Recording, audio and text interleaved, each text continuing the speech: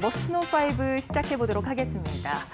자, 이란과 이스라엘의 이 엿새째 충돌이 이어지고 있습니다. 정말 이 뉴욕 시장을 지배하고 있는 이슈 중에 하나, 바로 이 중동 리스크일 텐데요. 간밤에, 그러니까 약 2~3시간 전만 해도 상당히 많은 이슈들이 쏟아지고 있습니다. 일단 트럼프 대통령이 G7 정상회의를 황급히 나온 이후에 소재를 알고 있다라는 이야기를 했습니다. 이란의 최고 지도자의 소재를 말하는 것인데요. 직접적으로 겨냥을 하면서 소재를 정확히 알고 있고 또 무조건 항복하라라면서 공개적인 압박을 했습니다. 그런 가운데 이란에서는 새 최고급 무기를 동원해서 맹렬히 공격하겠다라는 이야기를 내놓고 있습니다. 이스라엘의 기습적인 이런 선제 공격으로 시작된 이 무력 충돌이 이어지고 있는 가운데 양국은 스텔스기를 동원한 정밀 폭격과 미사일 세례를 주고받으면서 교전을 이어가고 있습니다.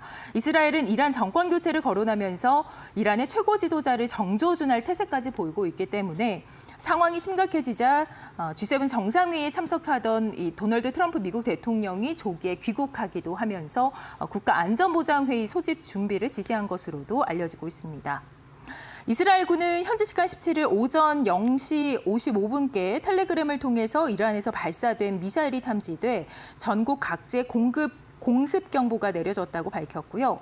미사일을 요격하는 동시에 위협 제거를 위한 공습에 착수했다라고 밝힌 이스라엘군은 약 20분 만에 경보를 해제하고 이제 전국에서 보호 공간을 떠나는 게 허용된다라고 공지하기도 했습니다.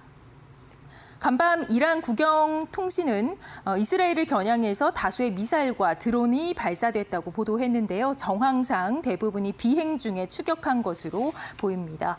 이어서 이에 앞서서 이스라엘군은 16일 저녁 이란 수도 테헤란에 위치한 국영방송국 본사를 2차례 걸쳐서 공습하는 모습을 보였고요. 이스라엘군은 해당 건물에 군사시설이 숨겨져 있다고 주장했습니다.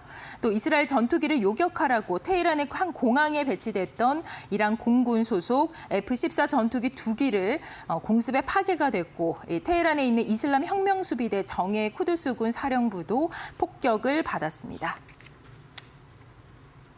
네, 그런가 하면 이 미국의 경제 지표들 가운데서 5월 소매 판매가 0.9%의 급락을 보였습니다. 소비가 상당히 위축됐음을 보여주는 지금 상황인데요. 이 앞으로에 대한 소비 위축 현실화에 대한 우려감도 점점 커지고 있습니다. 이 미국의 상무부는 미국의 5월 소매 판매가 7,154억 달러로 전월 대비 0.9% 감소했다고 현지 시간 17일 밝혔습니다. 전월 대비 감소폭이 큰 데다 다우존스 지수가 집계한 전문가 전망치보다도 밑돌았습니다. 전년 동기 대비로 3.3% 상승했습니다. 지난 4월 소매 판매 지표도 전월 대비 0.1% 증가해서 0.1% 감소로 하향 조정됐고요. 월간 소매 판매 지표는 전체 소비 중 상품 판매 실적을 주로 집계하는 속보치 통계로서 미국 경제의 중추인 소비의 변화를 가늠할 수 있는 지표로 여겨집니다. 월가에서는 관세 정책 불확실성과 경기 침체 우려로 미국 소비자들의 심리가 악화하면서 개인의 소비 지출을 억누를 수도 있다라고 우려했습니다. 네, 지금 FOMC 회의가 열리고 있는 상황 속에서 정책 금리를 동결로 결정하고 향후의 9월에 금리 인하를 시작으로 연내에 2회를 인하할 것이다라는 전망이 나왔습니다. 반면 글로벌 해외 투자 IB에서 바클레이즈는 올해 1회 인하하고 또 내년에 3회 인하를 할 것이다라는 전망을 내놓았습니다. 미 관세 정책의 영향에 인플레이션에 대한 우려가 여전한 가운데 이스라엘과 이란의 무력 충돌로 국제 유가가 상승한 탓에 인플레이션에 대한 경계감이 더욱더 부각되면서 연준의 동결 결정에 무게가 실리고 있습니다.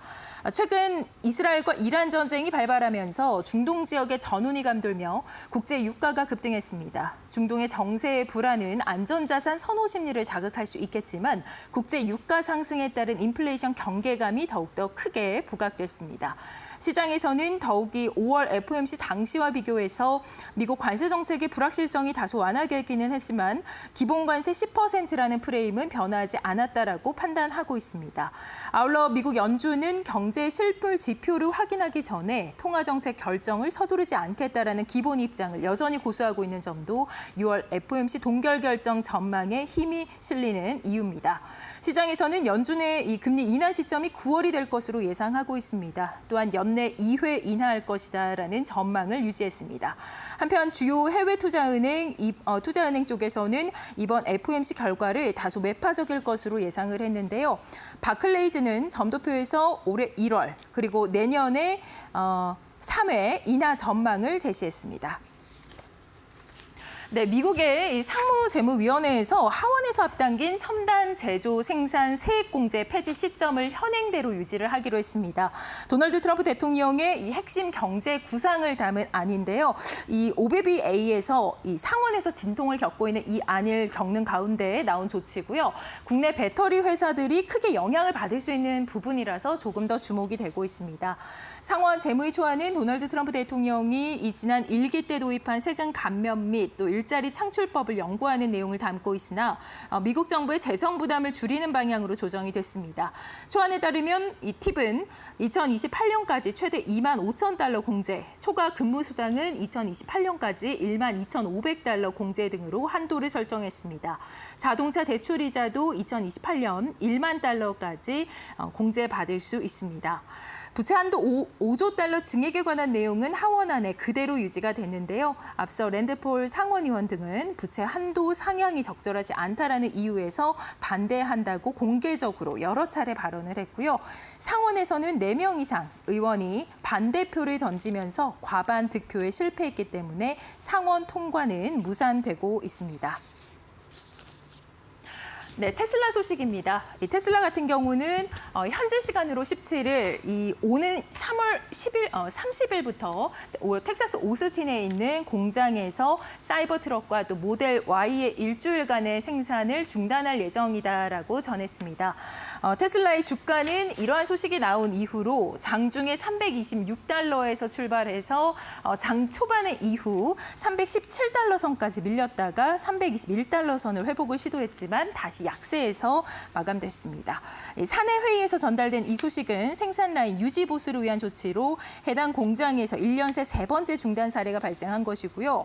한편 테슬라는 오는 6월 22일 오스틴에서 모델 Y 기반 자율주행 택시, 로보택시 출시를 앞두고 있습니다. 일론 머스크 CEO는 최근 관련 영상을 공개하면서 시장의 기대감을 높인 바 있고요. 다만 로보택시 계획과 별개로 생산 중단이 실적 차질로 이어질 수 있다는 우려가 주가에 부담으로 작용한 것으로 풀이됩니다. 또한 이 테슬라 CEO의 인공지능 스타트업 xAI가 이 43억 달러 규모의 지분 투자 유치를 위한 협상을 진행 중이라고 블룸버그 통신이 보도를 했습니다. 이번 지분 투자는 머스크가 소셜 미디어 플랫폼 X와 또 xAI의 합병을 위해서 채권 투자자들로부터 융자를 조달하려는 50억 달러와는 별개로 진행됩니다. 머스크의 xAI는 AI 챗봇 그롯을 개발한 회사로 새 자금 유치는 기존에 조달한 자금을 이미 상당 부분 소진한 데 따른 것입니다. 네, 지금까지 5가지 종목들에 대해서 알아봤습니다.